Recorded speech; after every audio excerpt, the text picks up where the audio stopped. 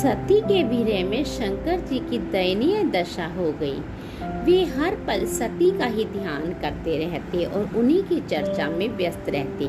उधर सती ने भी शरीर का त्याग करते समय संकल्प किया था कि मैं राजा हिमालय के यहाँ जन्म लेकर शंकर जी की अर्धांगिनी बनूं। अब जगदम्बा का संकल्प व्यर्थ होने से तो रहा, वे उचित समय पर राजा हिमालय की पत्नी मेनका के गर्भ में प्रविष्ट होकर उनकी कोख में से प्रकट हुई।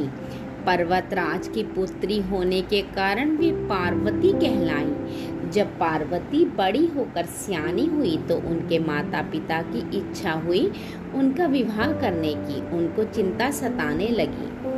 एक दिन अचानक देव ऋषि नारद राजा हिमालय के महल में आ पहुँचे और पार्वती को देख कहने लगे, इसका विवाह शंकर जी के साथ होना चाहिए और वे ही सभी दृष्टि से इसके योग्य हैं।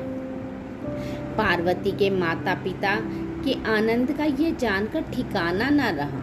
वे साक्षात जगन माता सती ही उनके यहाँ प्रकट हुई हैं। मन ही मन भाग्य को सराहने लगे।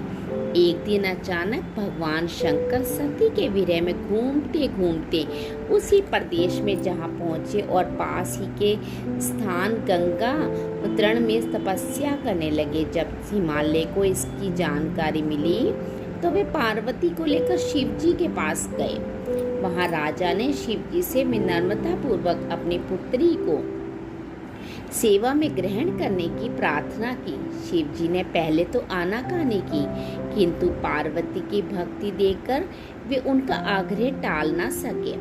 शिव जी से अनुमति मिलने के बाद तो पार्वती प्रतिदिन अपनी सखियों को साथ ले उनकी सेवा करने लगी।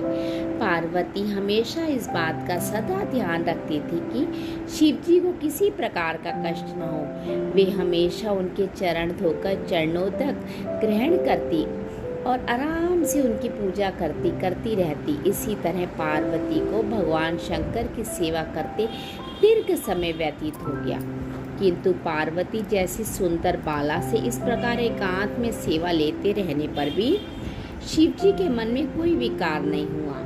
वे सदा अपनी समाधि में ही निश्चल रहते। उधर देवताओं को तारक नाम के असुर बड़ा त्रास देने लगा। यह जानकर कि शिव के पुत्र से ही तारक की मृत्यु हो सकती है, सभी देवता शिव पार्वती के विवाह कराने की चेष्टा करने लगे। उन्होंने शिव को पार्वती के प्रति अनुरक्त करने के लिए कामदेव को उनके पास भेजा।